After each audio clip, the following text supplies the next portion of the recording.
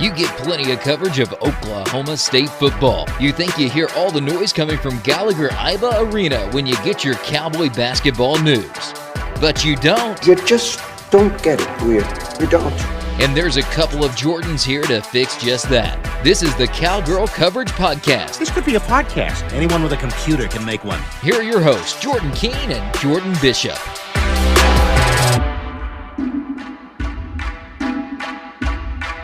That is correct. Welcome into the Cowgirl Coverage Podcast, episode number 12.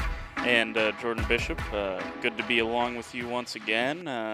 Episode 12. Yeah. It's moving right along. We're almost to April. I'm glad the weather has changed for the better, especially spring sports season a long time ago when they actually started up, but now it actually feels like spring sports weather. Yeah, there's no doubt about it. And, last week we talked about a hot Oklahoma State Cowgirl softball team, and they go this weekend. We told everyone this was kind of going to be a stretch that you learn something about your team, and I think we learned a lot in the last 36 hours, last 48 hours, and I guess over the course of that weekend, 72 hours. You get the win at Central Arkansas, dominating performance. You beat Samford. Samford, not a team that is going to wow anyone when you talk about quality of wins, but you take care of them pretty easily, 8-0. But then you a little bit of a roadblock, and the first road bump since you've gotten into series play, and that being a couple games against an Ole Miss team that was not ranked but receiving votes, and now that the RPI comes out, a little bit more respected in the RPI versus the rankings. But not ranked when you played them, and you kind of get cleaned up on a little bit. You give up 18 runs in the course of 2 games, and the Bats, after that 4-run outburst and the 3-run Cheyenne Factor home run in the first inning of that first Ole Miss game, Bats kind of went quiet at the wrong time. Yeah, and like we talked about on the radio yesterday, and not a strong performance against Memphis to get back in the winning side of things, but you still won the game. You didn't lay down and just call it a weekend and say, all right, I'll take my losses. You got to win. But I think the Ole Miss losses were a wake-up call, and Coach Cassie's been saying this for the past month or so, ever since California, that the team has had moments. It's not played a complete game yet. He doesn't know he wants them to play one. He wanted to play them back then, but he wants it to be closer in that conference season, to be closer to being that complete team. He hasn't seen it yet. And they kept winning games, though, so the kids weren't really taking it to heart. Man, you can't really blame them, like, oh, we're still winning games. But now you have a wake-up call like that, and you say, well, okay, maybe I'm not the good team, like the great team that we thought we were. I know you're still 13 in the RPI, but it gives you some things to say, hey, we still got stuff to work on. Even though we were winning these games, we weren't playing the perfect team we know we could be. So now you know that, hey, we have to do certain things this way. We can't just rely on some batters. We have to have everybody through the lineup do the best at-bats they can have. We have to have better play in the field. Overall, we're still a ways off from where we want to be. Yeah, there's no doubt about it. This weekend, this did not look like a World Series team. No. And that's the goal for this team. So, I think it's fair for us to look at them and kind of judge them based on that, because that is the high goal that they've set for themselves. And I think it's something that they can accomplish. I think it's something that we've seen over the course of this 10-game winning streak that was. It wasn't the best of competition, but 10-game winning streak is 10-game winning streak, and you won out in Eugene, Oregon. So there was some marquee wins on that stretch. So I think when you get back here and you hope to have another winning streak similar to that, you beat Memphis. That was, again, part of a road trip. You come back here, you only get 2 nights in your own bed, and you're back on the road out to Tulsa. And now I realize this isn't like a true road trip, because after your tomorrow's game in Tulsa, you're probably going to be able to come back for one night again. But then you're back on the road to Baylor for a weekend, and then next week against Wichita State. So this is a 14-day, 10-game road trip. Now, I know you get some breaks and you get to come back here and kind of refocus yourself, and you kind of split it into 2 nice 5-game stretches.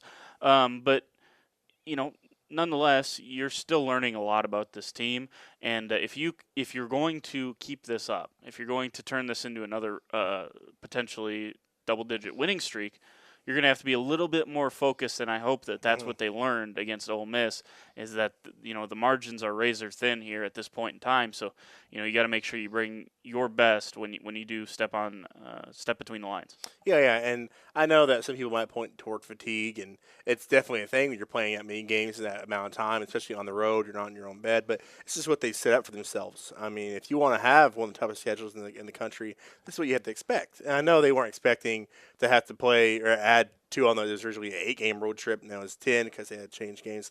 Wichita State, so now they have a road game there against their next week, and then Central Arkansas was going to be a home game. They moved it to Central Arkansas. So, but this is the type of schedule you'd expect, and this is the type of schedule that's going to help you get better, because once you get to the World Series, it's not going to be like, okay, we'll have a certain amount of time off for each game. Right. No, it's back to back to back to back. So you're basically conditioning your body to go against this type of schedule. It's just taking some rough passes right now, but it's better to take them now before conference season started instead of this weekend if you were down in Waco and that happened. Talk about this series down in Waco. Friday, Saturday, Sunday. Friday night, 6:30. Saturday, Saturday, 1 p.m. Central Time, and then 3 p.m. on Sunday. So you got a true weekend series here, and I don't think we'll see. Excuse me, I don't think we'll see Samantha Shaw tomorrow. And talking about the Tulsa game, she's gonna be your Friday person. Mm-hmm. We kind of talked about this prior. Do you think the best use potentially of Samantha Shaw? We'll get to Cheyenne Factor in a second. But do you think the best use of Samantha Shaw is to have her, as far as pitching, is to have her in the circle starting Fridays and then coming out of the pen Saturday and Sunday, or just kind of using her whenever you need her? I think that you're going to use her whenever you need her in the field anyway, because you need her bat in the lineup. Right. That's for sure. But I think in the circle, it's great to have her on those Fridays to set the tones. I don't think we'll ever see her, in relief or starting in a midweek game. But on those Fridays, set the tone for the series, because she is your ace pitcher. And then I would say, because you have the luxury of using her as a reliever, to do that like we saw in the Oregon series, like you mentioned earlier. Because having her do that, first to set the tone, and then secondly to do cleanup if something goes awry in the Saturday game and the Sunday game, you can trust her to come in there, and she's going to be a gamer, and she's going to try to win the game, and she's not just going to let the hits keep coming. So I think that she's somebody that you have the luxury of using this 1 year, and you need to use her as much as you can, starting with Friday's starter and then from the bullpen in the last 2 games of the series. By the way, we've kind of talked about this and the emergence of softball on TV and the attractive, it's an attractive sport to put on TV because, quite frankly, in my opinion, it's a better product than college baseball. It's quicker. It's very similar, and you get more scoring, or more action, even if it's not more scoring. Sunday's game will be on ESPN too, so that's a good thing for them, obviously. Good thing for me, because unlike you, I don't have the all sports package. I mean, for me, I can watch it on my basic cable. There you go. Yeah, that's true. Yeah, that is true. Yeah, hey man, that's your own fault. I always invite you to my watch parties, my Cowgirl softball watch parties, and you don't. Hey man, that's a you problem. I'm just kidding. But anyways, probably won't have the Tulsa one on TV, so I don't think I'll get to see that one. I'll be there. I'll be there. So very good. I can see it live. Very good. If you could live stream that on no, I'm just kidding. But anyways, this is a big series down in Baylor or down in Waco, and a Baylor team that is not playing up to their own what they would expect of themselves. I think they were projected to finish 4th or 3rd or something like that. 3rd, I think. Cowgirls finished 4th. Yeah. So based on the coaches poll, sliding down the Big 12 standings, they're now in 6th. We'll throw the Big 12 standings up there right now, and you see them actually slip behind Iowa State here for the time being, and that's kind of interesting. This is a team that you should go down to Waco, and you expect to take care of if they're continuing to play like this. Yeah, and this would be a big launching point for you, if you will, because like we'll talk, I'm pretty sure here in the next couple of minutes, but you mentioned it, Pascal Thompson talked about this, the schedule's favorably in the Cowgirls' wheelhouse because a lot of the harder series are at home. So if you get this out of your way, then you only have one more away series to worry about. And so the only true away series other than this, Iowa State. Yeah. So get that this one knocked out, and you only have to worry about one more. I know you've been on the road so much at the beginning of the year, you're thinking, man, I can't handle any more road games. But the pain is almost over because after this weekend, you have, I think, how many of your next games, 14 of your next 17 games or something like that are going to be at home. Yeah, I think out of your last however many games, you only have like 5 on the road, 5 or 6. So it's gonna be a nice stretch run for this Cowgirl team. I don't think there's anything or any doubt about that. You know, you get Kansas at home. Kansas, they're the bottom feeders. Yeah, you should sweep them at home fairly easily. Mm-hmm. Those are almost. Those you can almost they won't, but you can almost treat those like midweek games, honestly. But not taking anything away from Kansas, but they just aren't very good, and their schedule kind of reflects that. I do look forward. I do kind of look at these last 2 series of the year, and obviously this is a conversation we'll have throughout the season. But Texas Tech and OU, you finish out with those 2 series, technically home series. Obviously, you have that one game down in Norman, but those are 2 series, 6-game stretch. With no midweek game sandwiched in there.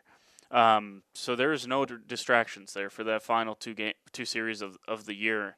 And I know this is kind of a conversation that will continue to unfold throughout the year, but I'm just looking forward to those 2 series, and I know you're looking forward to the first home series of Big 12 play, talking about Texas, and potentially, if you aren't a believer in Texas Tech, this is kind of the race for second place coming up here in just a week. And I know we'll kind of talk extensively about that next week. But obviously, going down to Baylor, if you take care of business down there, it can put you in serious position to seriously contend for this Big 12 second place, or even potentially if OU were to slip up, you want to be there to take advantage of it. You don't want, you're never going to bet on OU slipping up, but if they do, you want to make sure that the 1 year that OU slips up, that they don't, it's kind of like this 14-year run in basketball for Kansas.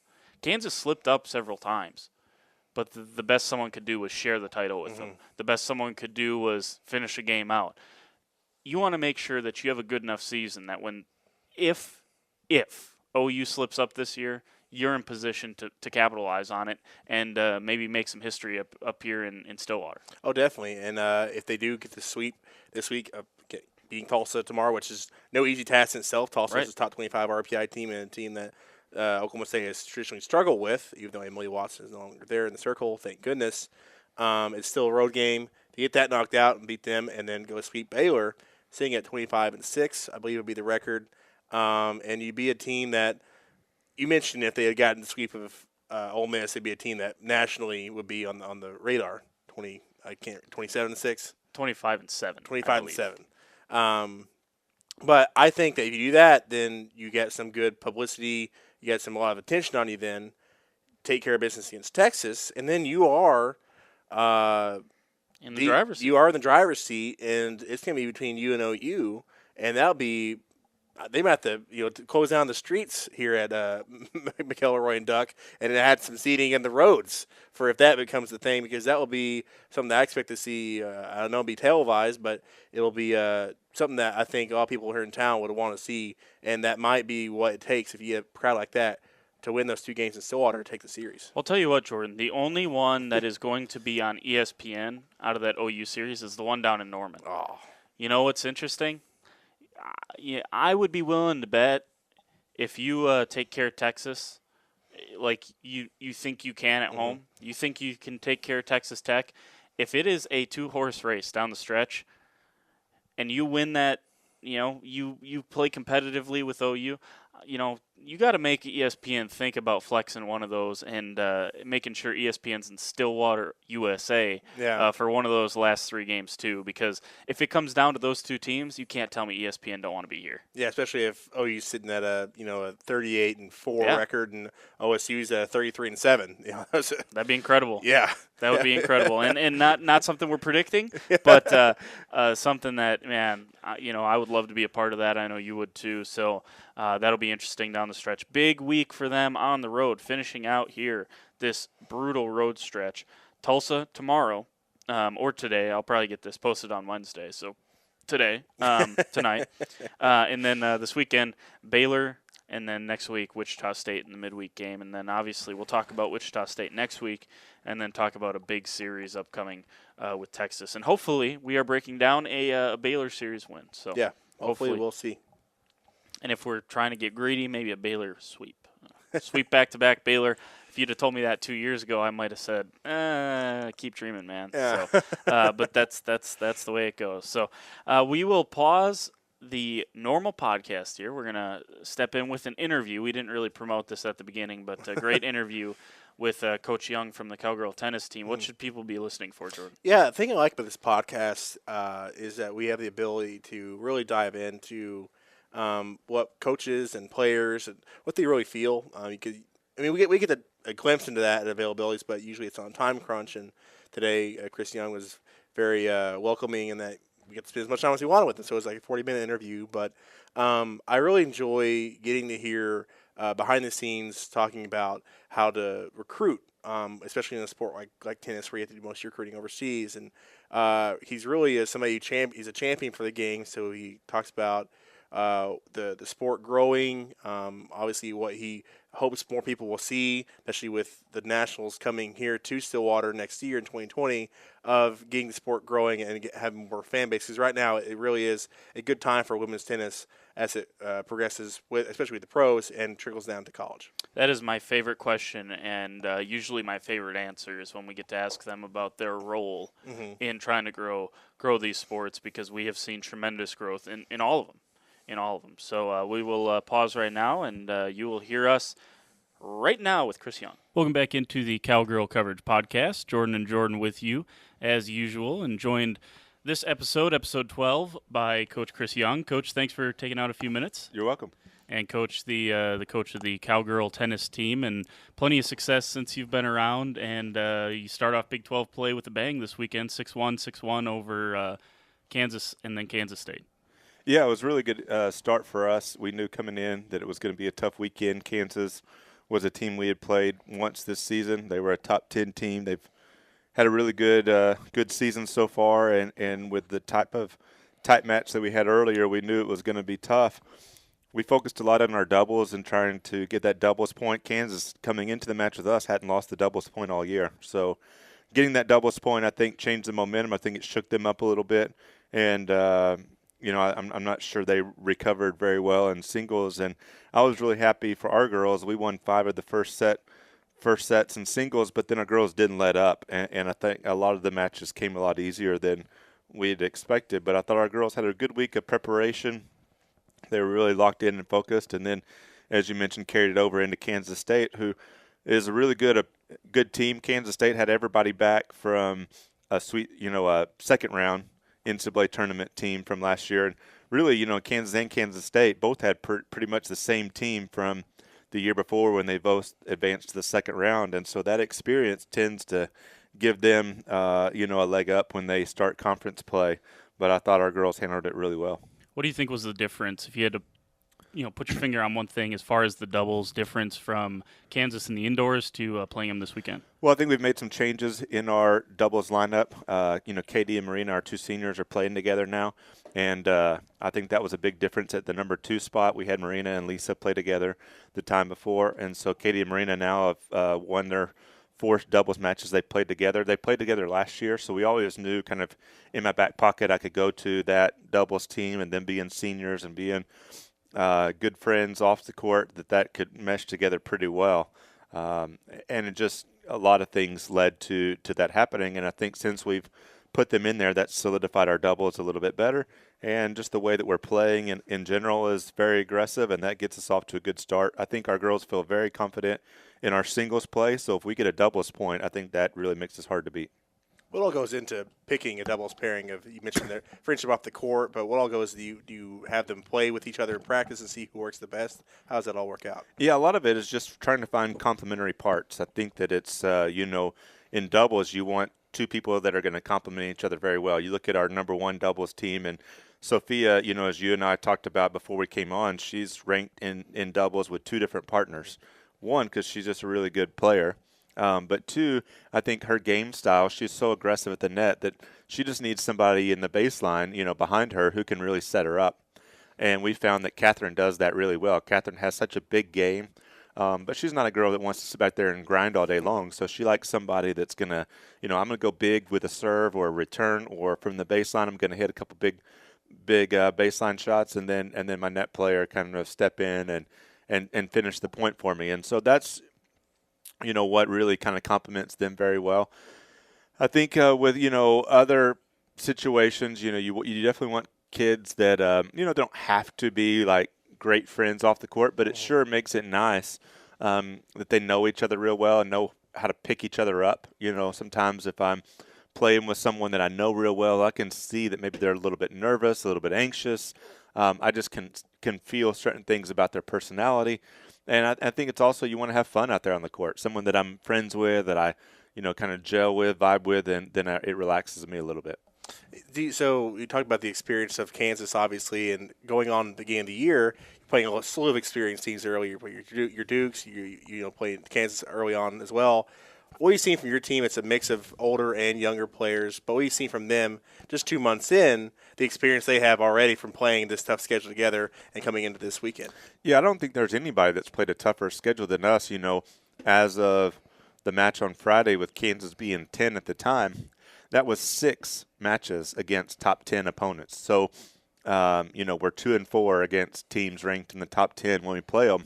And I think that anytime, when you play 14 matches and 6 of them are top 10, I think it gives you experience. Like it or not, it's tough. And so I think that our older kids, it's kind of what they expect, but the younger kids had to grow up really fast. And I think now you're starting to see Bunyawi. I think you're starting to see Lisa, who won 7 matches in a row until she lost at Kansas State. She had to sit out a year, even though she was an All-American her freshman year. Sitting out just took her a while to kind of get going. And I think for Tammy, the number 1 junior college player in the country, coming in January, and I think it was really overwhelming for her early on.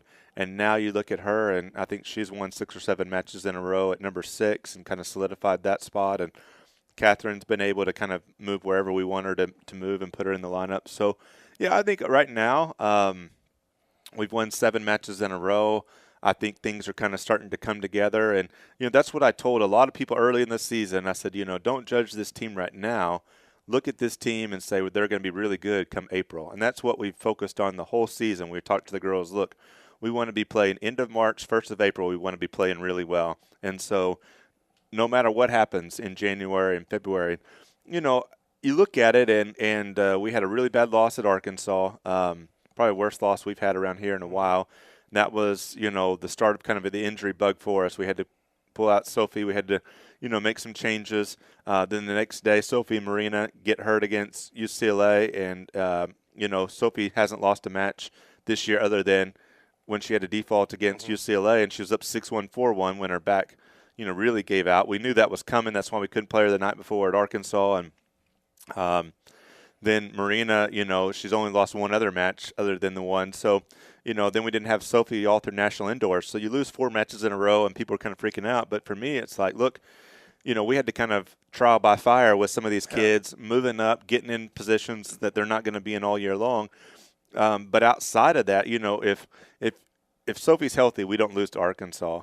And if she plays at all, we don't lose to South Carolina because we lost that by 1, and Lisa Marie's up 6-2, 4-2, and couldn't close that one out. So you beat Arkansas and you beat South Carolina, which I think is possible as long as we weren't banged up like we were, and we're top 5 in the country right now. So we're just just a hair off of that, but now I think that's the level that we're at, and it's still going to be tough. I think every match in the Big 12 is going to be really tough. There's some teams that are improved, and I think Texas may still be the team to beat just with, them returning everybody from last year and being so deep. But we get them at our place. And so, I think these next 6 matches in conference that we have, or 5 matches plus the UCF match, I think is going to tell a lot. When you talk about such thin margins, from being where you guys are right now to being potentially a top 5 team in the country, when you look forward to the rest of Big 12 play and then potentially into postseason play, how do you clean up some of those things, and then how much of it just comes down to a little bit of luck, now and again? Well, I think the biggest thing is confidence. I think you see it from our run to the national title in 16. That team really started gaining steam about this time. It was a spring break loss at USC that kind of grabbed everybody's attention. Then we won 18 matches in a row that year. I think this team right now is on that same trend. Can we keep it up? I think that remains to be seen. We've won 7 matches in a row. I think this team could, win the rest of them. But, it just really depends on the confidence, the way the girls sticking to their game plans and continuing to develop. I think that we're starting to trend in the right direction, but there's a lot of challenges ahead. So focusing on each match, trying to get better. Coaches talk about that all the time, but I think that this team really has that mindset right now, and as long as they keep that, I think anything is possible. And I think it's going to be different this year than ever before because we have the super regionals, so you play your first 2 rounds. Should be right now. I think we're pretty close to being locked in as a top 16 team unless something crazy happens. And, but our goal would be able to get that, all the way through the super regional here and give us a chance. And I think once you get to the final side, anything's possible, and we've seen that before. And, I think we got big goals for this team with the conference and then the postseason. You talk about the potentially getting a super regional here, and you want to get that. Just talk about the home court advantage that you guys have here in Stillwater. Yeah, I think I have no idea what our record is, but, this is since 14, so the 5th or 6th year of the facility, and I can only remember maybe 6 or 7 times we've gotten beat. It's kind of nice when you can remember the times over a course of 6 years when you've lost, and I think you can almost count them on one hand. I think last year was a phenomenon for us. I think we lost maybe 2 or 3, I guess, when you think about the postseason. So that was more than we had lost, combined the rest of the time. So for us, like I said, I have no idea. I mean, we probably played 75 or 80 matches at home and lost 6, maybe something like that. So the home court advantage is huge for us. And the great thing is, you look at the matches that we have left the rest of this year. We've got Baylor, we've got Texas, we've got UCF, we've got OU at home. And so if we can take care of our matches at home, then you go on the road this weekend, Iowa State, West Virginia, and then the last weekend, TCU Tech. None of those 4 are easy. But if we take care of everything at home, then we roll the dice on the road, and let's see what happens. I think it puts us in a good position for coming back home and making a postseason run. And not only this year, but you look at next year, being able to have the Big 12 tournament here, and then being able to have the NCAA championships here. That's what I told our girls in 16. Look, when we start April and we start conference play, we can stay in state basically for the rest of the time, and we were able to do that and get on a roll, and I think next year sets up that way. So I think, this year I see for the young kids as really kind of, a good trial run for next season and getting them kind of ready, but we want the seniors to go out with a bang. So let's push it as far as we can, see how far we can go. I think sky's the limit for this team, and, whatever happens is going to really continue this program on the right track for the future. What are you looking for going on the road here? I think for us, it's just continuing to have the right mindset. That's what we've talked about. I think the mindset was something that had to really develop with this team, and we talked about it a lot, so much so the girls were tired of hearing about it. But I think that sometimes the message was getting a little bit lost in translation of what mindset really looks like and, what it looks like here. For us, the expectations are very high here. We're 8th in the country right now, according to the ITA poll, and that's no longer a big deal around here. No one really seems to think that's, anything to get excited about, and that's a compliment to where the program is. But to have that elite mindset, you have to really be locked in every single day because we get everybody's best shot. Everybody that plays us is going to play their best match of the year, and that's hard for the younger kids to realize is when we go on the road and we play a team that maybe is doesn't have a number beside their name, doesn't have a top number beside their name, because up until this point we're used to playing teams that are in the single digits or close, and so you get ramped up for that. Now you play a team and they don't even have a number in the top 50 next to their name, and it's like, oh, I can no, that's not what we do here. We have the mindset that team's going to play well against us, and we don't care. We don't look at the number next to the team's name. We focus on ourselves and our game, and if we do that, everything takes care of themselves. And I thought we did a real good job of that with the Kansas State weekend, is we were not focused on them as much as focused on us, and I think that showed. What has gone on for you? You've been here a decade, and what has gone on coming into here? Because you mentioned that obviously number 8 isn't a big thing anymore, but when you first got here, they haven't done anything to be ranked. So how have you kind of turned this program around? What would you do? What was the foundation you laid? Just how is it coming in here and building a program like it is now? Well, I think it comes with hard work, and I think that we've kind of said the motto here is that no one's going to outwork us, and I tell recruits that you're not going to outwork me. I want people that want to try to test that, but whatever you need, we're going to be there for, and we're just going to stay blue collar. We're going to stay humble. We're going to just get out there and we're just going to work. And when we recruit the right kind of kids that are workers, that don't focus on the wrong things, but just focus on trying to get better and work hard to make that. And that's all I really know how to do, is to work hard and to, put in the time to be the best that we can. And you're right. I mean, it's hard to believe now that this is year number 10. And, it's very humbling to see where the program has gotten to, but now it's a big responsibility to keep the program moving forward in a positive way and make sure. I feel like that when you get to the point where we're at, it's really hard to maintain that level. It's very easy to slip, and I think once you slip, you see it. You can go in a number of sports, and I think in the women's sports, I see it as much as anything. Some of these elite programs in basketball or maybe it's softball, you can think about some names, and they fall a little bit, and it takes them so long, and maybe they never get back up. And I think that's the biggest challenge. And I heard Kim Mulkey talk about it at Baylor. She was like, that's a big challenge, because if you fall down, it's not as easy to get right back up as it was maybe to get there. So I think the journey to that top echelon for us, for some people maybe it was pretty quick, but I think if you fall, I think getting back up is just going to be pretty hard. I think there's a lot of people that are doing it the right way. There's a lot of people in our league. Our league's going to send 7, maybe even 8 teams if things were to shake out to the NCAA tournament. So there's a lot of people there that's doing it the right way, and if you make some bad decisions in recruiting, you don't run things the right way within your program, you maybe have some misfortune and you fall back. I think one of the things that we sell is being that elite program, and I sure don't want to have to start that process over again. You mentioned finding the right recruits, finding the kids that will work hard for you. And Oklahoma guy, you had success at Wichita State before he came here. But when you start recruiting overseas, when you first started doing it, how'd you find these players without having experience recruiting overseas before?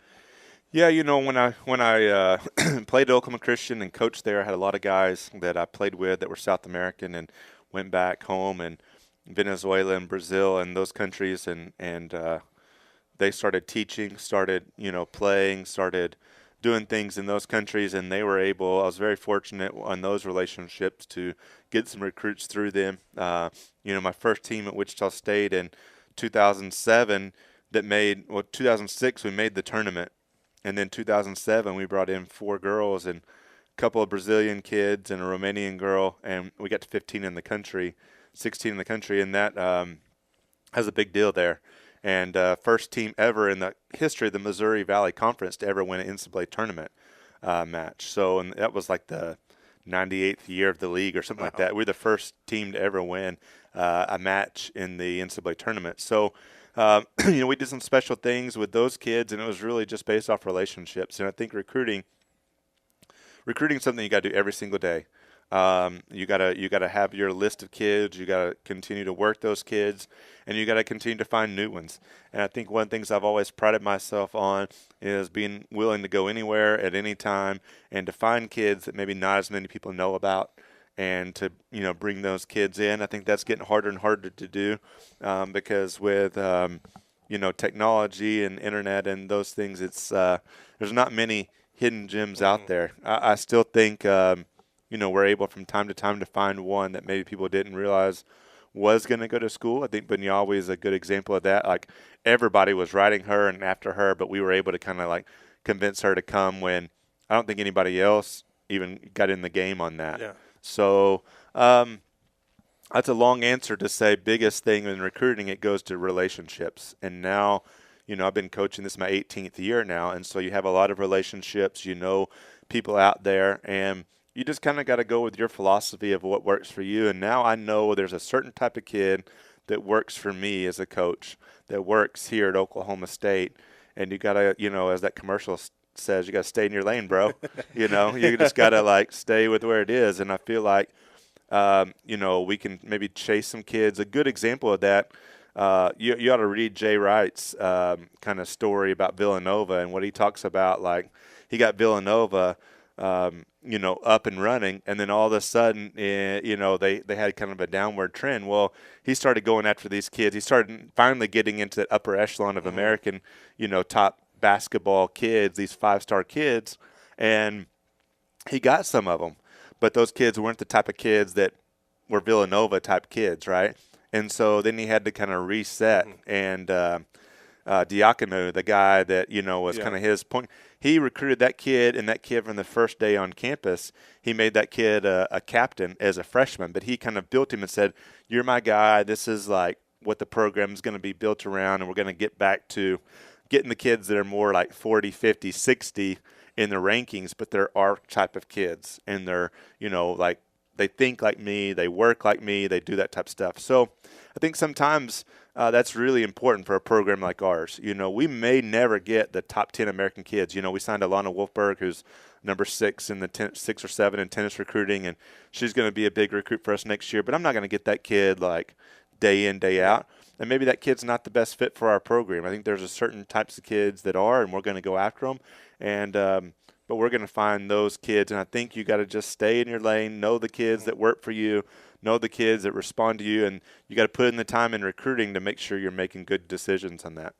How tough is it to kind of self-audit and figure out what type of coach you are, and how long did that process take, and is that a process that is still ongoing kind of throughout your I think career? That's a great question. I think the great coaches are always learners. I feel like I got so much to learn. I feel like I've learned a lot in my 18 years, but there's so much room for growth. And part of that is, self-assessing where you're at, what you can do better, assessing what you need from your staff, understanding the types of people that mesh well with you. And I feel like, that's what I have now with Henner, is somebody that compliments me really well, that does some things really well, that now I can be over here and do a little bit more time. And, I think with the players, trying to find that mix. And every year is different. Every year you have a different chemistry with the team. You have a different, personalities within the team, and you have different leadership within the team. That's going to be the challenge for next year's team, is we won't have any seniors unless, something happens and we were to get a transfer or whatever. We won't have any seniors. So how does that team look? I think that those teams that can stay together for 2 or 3 years in a row, those are the teams that really have success on the back end. That's what you saw with our 15, 16, 17 group, that you had Leshkova and Adamovich and Bobic and Lorente and those girls, Alvarez, Tramari. That group stayed together for 2 or 3 years in a row, and that's why they had, such a special run.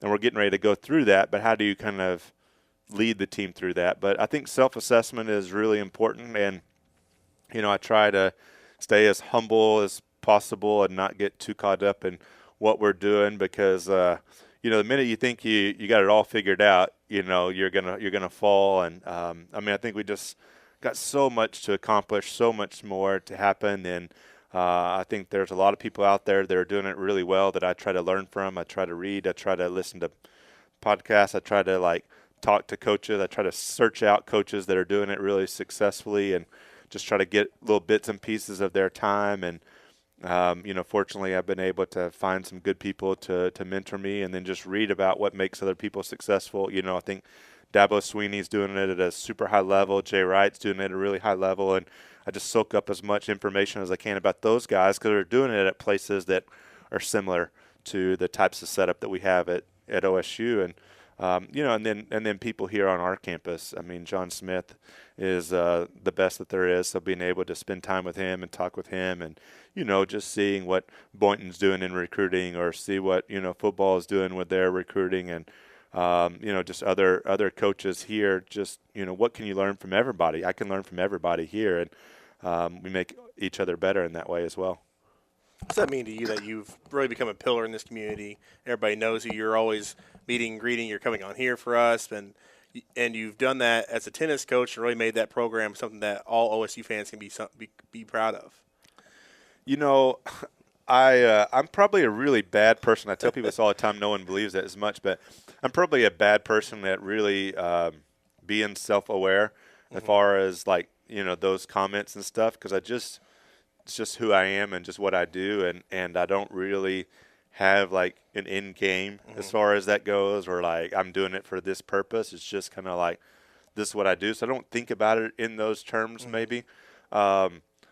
I just see myself as a tennis coach, and I kind of know where I feel like I fall in the pecking order of things, and I'm fine with that. I just do the best that I can to represent OSU and our program and myself and my family and the kids in the right way, and just go with it. And, you know, I think one of the things that I try to be is, you know, just as accessible as possible.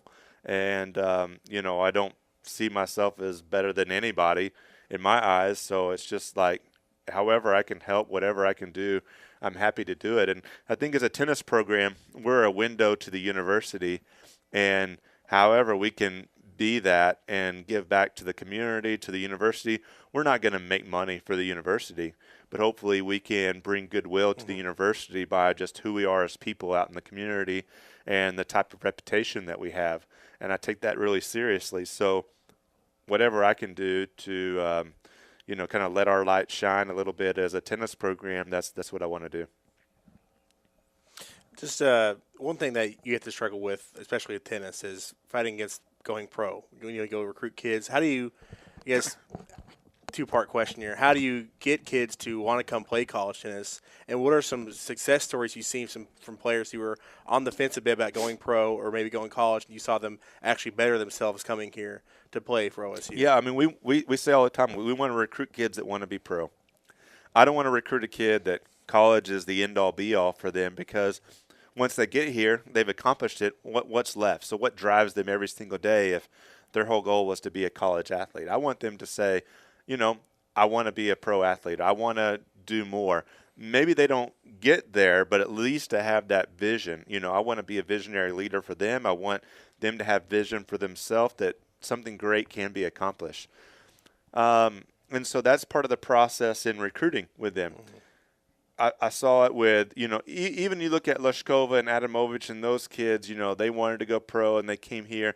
I think they improved so much. You know, Adamovich started at number 5 singles, and then her junior year she's making the quarterfinals in singles, and she knocked off Danielle Collins that year, and everybody saw Danielle Collins make a run to the finals of Australian Open. And so I think that, you know, she really improved. I thought Leshkova improved as a player and a person.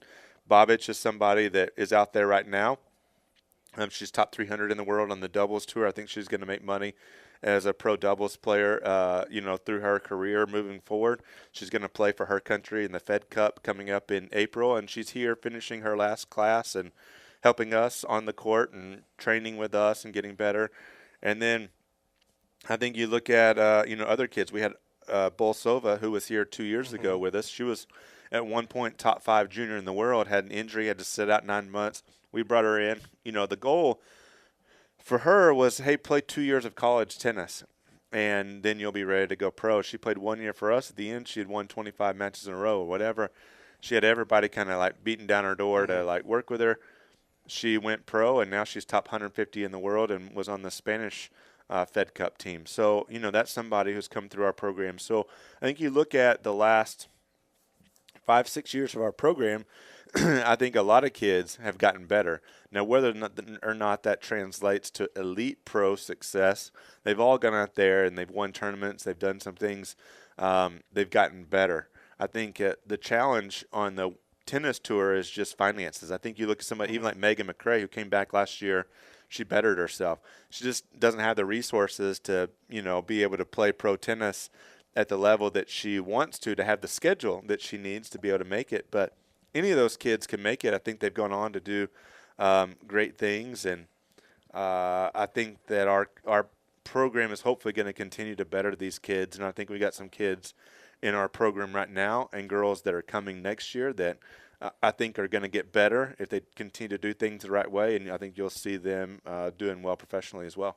And so I got all the questions all day. Yeah. But one thing you have to deal with also is, the kind of getting more people to come watch the sport. But I think right now it's probably the best times to be in the sport of women's tennis is looking at the pros. Obviously, the Williams sisters have done wonders for this sport.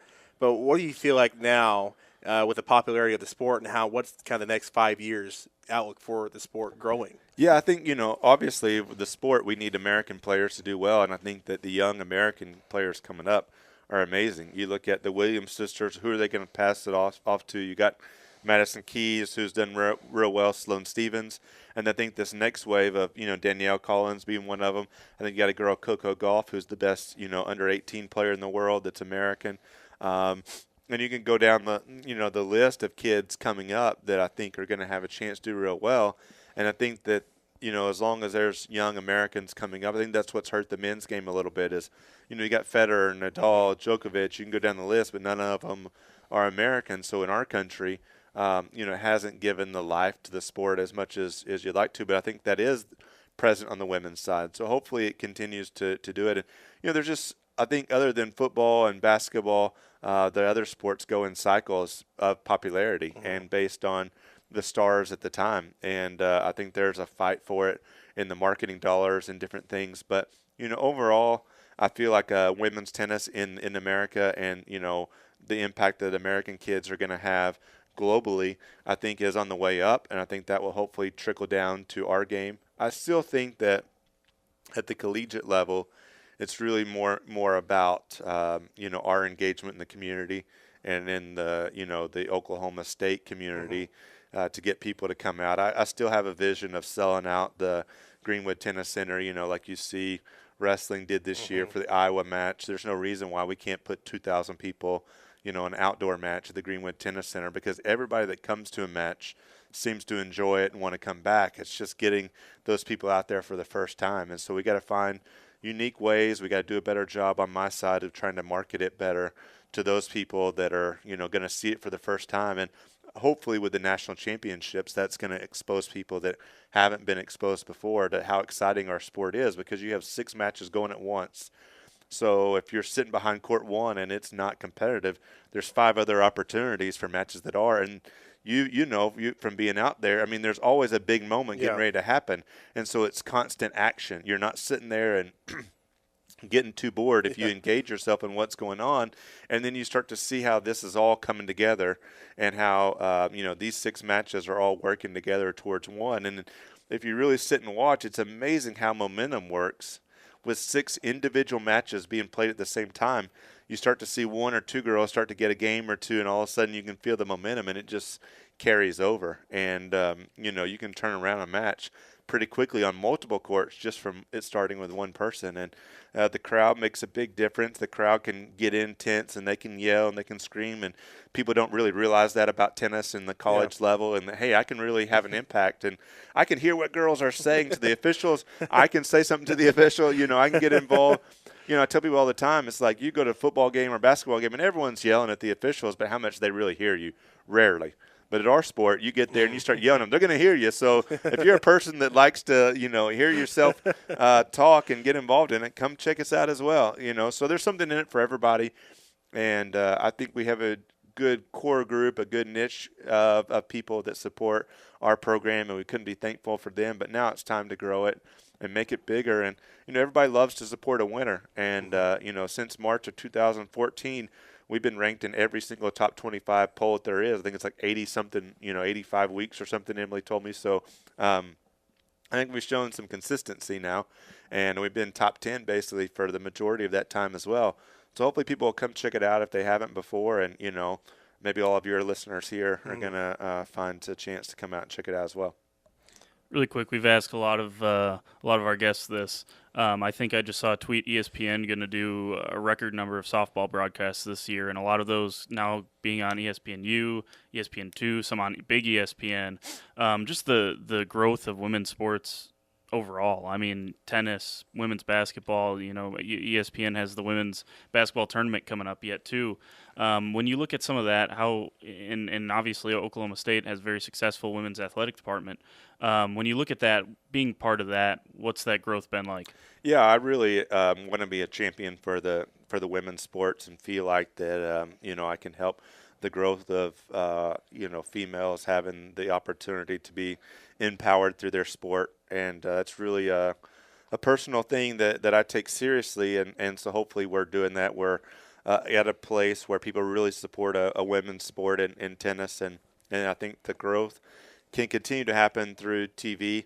The tennis channel is getting more and more on board, and they're going to do the national championships the next 3 years, the 2 years that are in Orlando and in our year, which is sandwiched in between. And I think we're getting 53 hours of programming when the national championships come here next spring. So I think that's really big. It's I tell people all the time, I mean, no offense to the cornhole enthusiasts, but if that can be posted on TV, let's get women's tennis out there and all the women's sports. And I think people just see that it's exciting. I think there has been for a long time a bias that, women's sports aren't as exciting or whatever. And I think people are starting to see that's false, and that, these girls are competitive, they're athletic, they're talented, and they represent themselves with great character as a whole on a very high level. And there's something to be drawn from the strength that these girls possess. And I think people are starting to see it and see how exciting it is. And, I think anybody that comes out and watches our team, I think sees that. And that's what we want to possess. And hopefully, if there's, one legacy that I can leave here at Oklahoma State is really, getting people behind women's sports on a bigger level as well. There's so much drama, like you mentioned, with this sport. And kind of what's one of the matches that you remember vividly as a spectator, and what's your favorite one you've coached as in terms of drama and kind of the big moments, as you say? I think one of the ones that I go back to is the first time we had the college match day here, and it was indoors, and we beat OU. We had, the big match day truck here, and there was all the hoopla of everything, and Leshkova won 7-6 in the third, and I think that was like, a really fun time. I think back to the first time we made the Sweet 16, beating Arizona, and Leshkova again, number one singles, winning 7-5 in the third. And, then that whole run of 2016 over in Tulsa is going to be something that we'll never forget. And, I just remember sitting there watching her play against Cal in the last match on for us to go to the finals, and then seeing those girls run across the court, and I always get a big smile on my face when I see that picture or that video. And really even the finals. I mean, the finals was such a memorable experience. That whole time was such a memorable experience of I'll never forget seeing all the waves of Oklahoma State people coming in while we're warming up, and it's like this is it. We've done it for women's sports and women's tennis, and I think that was one of the best attended college women's matches ever. And so, it took a lot of pride in that and that whole run. And then you just go back to, I thought what a really fun match was the Florida match here last year when Megan McRae came back down from 5-2 in the third against a really experienced player in Josie Coleman. And I think she won like 14 points in a row. And, I think each year kind of has its own. I mean, Sophie's match against Kansas when she clinched for us to go to indoors was a lot of fun because it's for her. And so, all these memories have a lot of special ones. I think for me as just like a fan, I remember watching Georgia Tech in 2007 win the national championship. And, there's only like 7 or 8 schools that have ever won a women's college national championship in tennis. It's always been kind of this club, and see them do it in 2007 is like, all right, that can be done, and I want to do that. And 9 years later, I got my shot, and we came up a little bit short, but hopefully we'll get another chance here in the next few years. And I think that's I take a lot of pride in the fact that I feel like we have at Oklahoma State given hope to other people based on that run in 16, and hopefully we keep it going. I think I got it. All right, guys. Well, thanks for having me on. I really appreciate it. And anything I can ever do for the show, let me know. Yeah. Thank you, Coach. We appreciate it. Yeah, so thanks again to Coach Chris Young, and again his team headed up north and then out to the East Coast, and then back at home for a 4-match homestand, and then a couple more road matches, and then hopefully a long, deep run into the postseason, and hopefully we'll have plenty to talk about here on the Cowgirl Coverage podcast. So thanks again to Coach Young. Jordan and Jordan will be right back after this to finish up the show. Welcome back into the Cowgirl Coverage podcast, and Jordan, we would be remiss, and I know we don't have a ton of time left here because we don't want to keep the hour-and-a-half podcast coming at these people. We want people to be able to take in as much as they can. But we'd be remiss if we didn't mention at least the Braxtin Miller departure from the Cowgirl program, and big news, kind of shocking news, kind of like I said, kind of rocks you a little bit when you rocks the landscape of this program a little bit when you talk about bringing back most of your production and then losing someone like Braxtin Miller. Yeah, and because as we've talked about many times the past couple of years, Cowgirls are always trying to find that third scorer, and this year after a lot of rebuilding this season, you would hoping that next year you have your definite 1 and 2 of Vivian Gray and Braxtin Miller, and then you have hopefully a Cassie DeLapp or a Jamie Asbury or a Jaden Hobbs return to form and hopefully become that third scorer that they need. And now you lose Braxtin Miller, so now you're kind of back to square one. So really it's something that's unfortunate because I thought during her time here, especially last year as a freshman, she came on the scene. She was always calm and cool and collected, and she was a player that you thought would want to be here and play here for her entire career. And I guess that's not the case, and we don't know why. It's very interesting in terms of we're still learning in all sports about how this transfer portal and all that goes to play, but it's a very surprising ordeal, and it's going to be hard for the Cowgirls to try to find its production to replace her. And Jordan, I think we'll have plenty of time between now and November to kind of break this down and figure out where they go from here. So I don't want to spend a ton of time on it other than just unfortunate to see a player that is talented. It's fun to watch. And seemed like she was going to be a kind of a someone that the Big 12 was going to be like, man, I'm glad she's finally graduating. Yeah. Well, I don't think the Big 12's necessarily, angry to see her go. The other coaches in the Big 12. So, nonetheless, Big 12 bracket came out. Maybe we can find a time this week before they kick it off. Mm-hmm. We can do a bracket challenge, Jordan versus Jordan, on the women's side because not a lot of people do that. Yeah, I can do that. I was looking at today. I was setting in the schedule in the paper today, and I was looking at it, and there's some good matchups. I think Tennessee UCLA is going to be a really good one. I think kind of the mid seeds matchups, but it's going to be interesting to see. Like what we talked before with Coach Hotel and with Vivian Gray and other players, is that it's not the women's basketball tournament it used to be. It's not where this team's going to win it, and that's that. There, over the past couple of years, many other challenges have come on, and it's becoming as much exciting as the men's tournament in terms of you can't really say it's going to be the same team because it's so unpredictable. I would love to see the last time UConn and Tennessee were both not 1 seeds. Yeah. At least one of them. That's be kind of interesting to look at that. Tennessee and 11 seed. Mm-hmm. Kind of crazy. What do you know about Louisville's women's team? I know Asia Dura is probably going to be at least top 3, if not the number 1 overall player selected in the WNBA draft because she is that team's heart and soul, and she is phenomenal to watch. What position does she play? She's a guard, I believe. Interesting. I'm just trying to figure out the K-State Wildcats and their potential matchup in the second round. And I'll tell you what, man, she's gonna have her hands full trying to stop K-State legend Kayla Goth.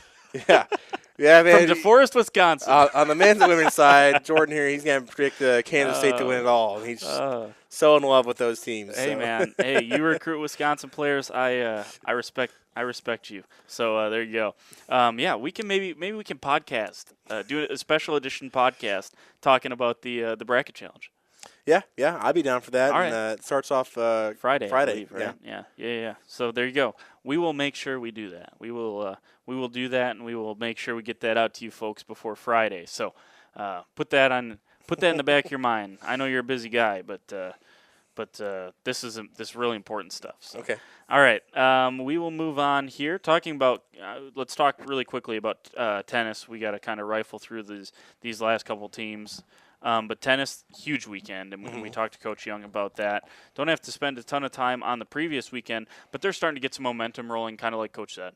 Yeah, and ever since the Blue Grays, and that was kind of their reawakening, if you want to say. They've become a different team, and they're on a streak right now. And like you said, though, with Iowa State, West Virginia, even though they don't have the number by their name like Kansas did, they're two teams that he expects his players to be ready for, and he expects them not to overlook, especially go on the road in the Big 12. Because right now, the Big 12, like you mentioned, 8 teams might be going this way tournament, so it's a very good league, and road matches in this league are always tough. Yeah, no doubt about it. So they'll hopefully, like I said, we have plenty of tennis talk with Coach, so I don't want to shortchange them, but I don't think we did in this episode. So good luck to them this weekend on the road. Kind of an off week, but it's still a big week of preparation for the equestrian team, the 29th and 30th next week in Stillwater, home Big 12 championships. So you talk about tennis getting it next year for the Big 12 championships, and equestrian having the Big 12 championships this year, and we know they've performed well at home. Yeah. So I know we'll get into this kind of next week and kind of talk about preparations there. But week off, kind of starting to fine-tune some things and get ready to roll. Yeah, like you mentioned, they have had some time off, and they've been on such a hot streak recently as well, that I think it helps out to have that, to catch your breath a bit before you host everybody into your own house, and maybe make some get postseason momentum going up, and maybe another national championship come back to the Totasek Arena. I don't think anyone would be would have a problem with that, Jordan. So they just posted this on OKState.com. Cowgirl Golf seeking program's 7th win in Hawaii this weekend. So, again, the tough life of being a collegiate golfer. They're headed out to Hawaii. Yeah, spring break. I think the men's team went to Florida and the women's team's going to Hawaii. It's just, they're in South Carolina a couple weeks ago in Myrtle Beach. It's it's a very tough life. But that'd be, I just hope to see a better finish from them than they were at the last tournament, because I think they finished, 15th out of 16th, something like that in the last tournament. I just want to see some growth. I mean, I'm not expecting them to win the tournament, but anything's possible. But I think that just see some growth, maybe finish in the top half, that'd be good for Coach Jones. Yeah, and I'll put this up here because I, again, don't want to put any pressure on them, but participating teams with their golf stat ranking: Arkansas State 170, Georgia Southern 138, Hawaii 153, Hawaii Pacific not ranked, Osaka Gakuin not ranked, Towson 197, Utah Valley 132, Oklahoma State 62. So there might be a little pressure on them here this week, and we'll see kind of how they adjust to that, and hopefully adjust to it well. Yeah, that'd be nice.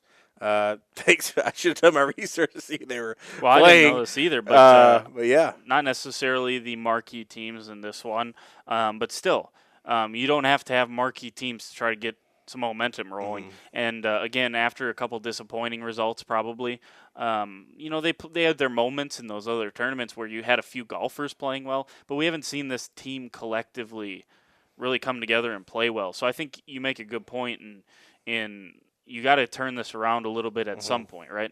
Yeah, because if you're down for so long, it's hard to, keep telling your golfers go out there. It's going to get better if they keep losing, because as we all see in many other sports, what's there to play for if you just keep losing and you don't still feel like you're improving at all? So to even get this, I know it's against lesser opponents you've been playing, but to get one confident win, if you go down there and do that, then that's going to do wonders for you, especially for those younger players, to say, okay, we can do this. It is possible here to get some momentum going. The entire team will participate, all 8 of them. 3 of them will be individuals: Hopkins, Bailey, and Astrup, and then you, Camarena, Chen, Forsland, and Whitaker will be the starting lineup out there. So, again, I wouldn't mind spending my spring break in Hawaii swinging a golf club, but best luck to them as they look to win it a 7th time, apparently. So a really exciting time for them. Soccer's got the week off as well. I think some misinformation from me on last week's episode that I was so hyped for soccer season to be here that I got a little ahead of myself. So they don't play till the 30th. So good. Perfect. getting ahead of myself. That's on me. So I think that runs through just about all of them, Jordan. Pleasure again, and I will see you later this week. Bracketology. Getting ready to kick your butt in some bracketology. And in spirit of trying to win the bracket, I might have to swallow my K-State pride and pick Louisville. But, hey, that is not locked in yet. That's in pencil. I have an eraser on the other side. It's going to be at Louisville, though, so it'll be tough to win their home court. If anybody can do it, though, it's that Kayla Goth with her Wisconsin toughness. Hey, I'll tell you what, man. DeForest, Wisconsin, you really learn about yourself. So she comes from a forest. There you go. She grew up in the woods. DeForest. Oh, man. We got to get out of here. We kept you too long all day long, but we appreciate everyone tuning in. Appreciate Coach Young as well. Jordan, we will see you later this week. Yes, sir. I'll be here. Jordan and Jordan signing off on the 12th episode of the Cowgirl Coverage Podcast and the Triple Play Podcast.